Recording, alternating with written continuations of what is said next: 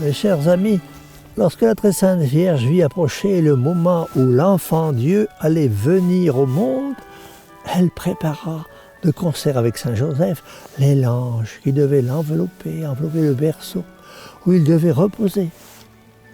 Elle n'eut, hélas, pour le recevoir qu'une pauvre étable, une crèche avec un peu de paille. Et ce fut là, sans doute, pour la mère de notre Seigneur Jésus-Christ, le sujet d'une grande tristesse. Mes chers amis, le doux mystère de Bethléem se renouvelle aujourd'hui. Jésus naît de nouveau dans un sens mystique, mais non moins vrai. Cette fois, ce sont nos cœurs qui lui tiendront lieu de berceau. Or, mes amis, il y a 3 dispositions, 3 vertus que notre Seigneur désire trouver en nous au jour anniversaire de sa naissance. Le recueillement, l'humilité, la pureté. Nous parlerons aujourd'hui du recueillement.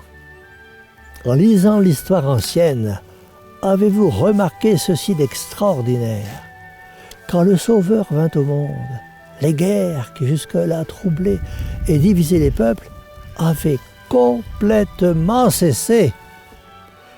Pour la première fois depuis des siècles, l'univers était en paix.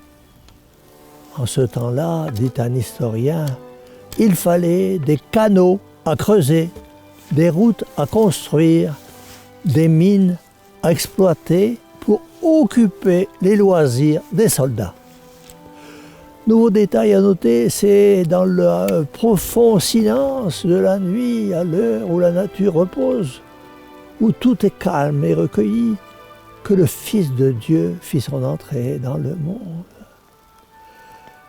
Et cette divine naissance s'accomplit non pas au milieu des tumultes et de l'agitation des villes, mais dans un lieu retiré, dans une étable où nul bruit ne se faisait entendre.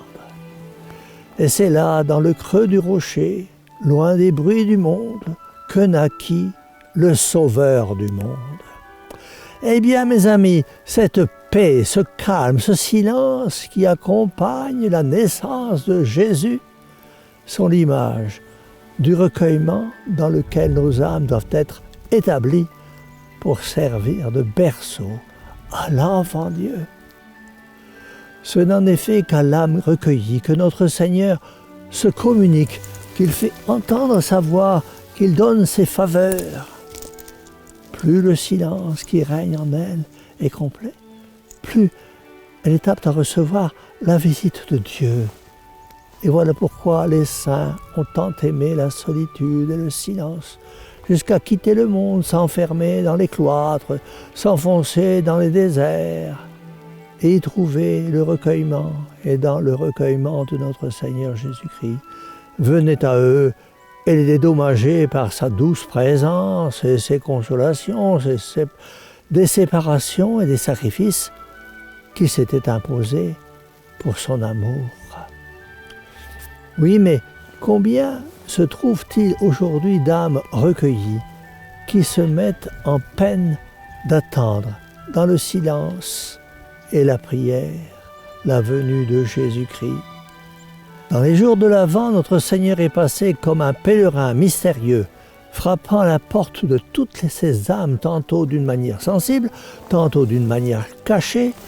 Il venait leur demander si elles avaient place pour lui, afin qu'il naisse en elles. Le plus souvent, il frappe et il appelle en vain. Bien peu lui répondent parce que la plupart sont occupés à toute autre chose qu'à l'attendre.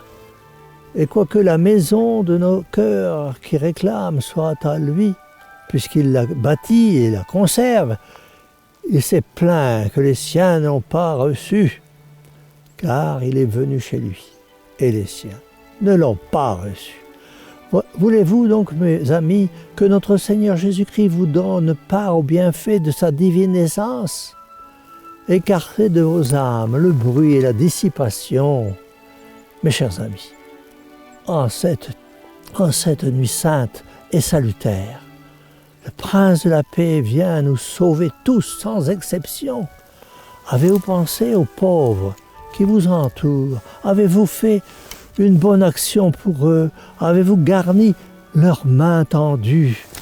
Car cette main tendue, c'est la main de notre Seigneur Jésus.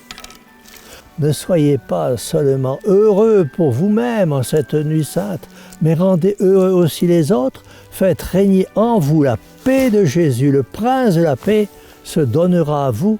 Vous goûterez les douceurs de sa divine présence et vous le contemplerez entre les bras de sa mère, la Vierge Immaculée. Chers amis, joyeux Noël, dans la paix et la joie du Sauveur, notre Seigneur Jésus-Christ, et tous ensemble, redisons, cœurs douloureux et immaculés de Marie, sauvez-nous, et que la bénédiction du Dieu Tout-Puissant, Père, Fils et Saint-Esprit, descende sur vous tous et demeure à jamais. Ainsi soit-il.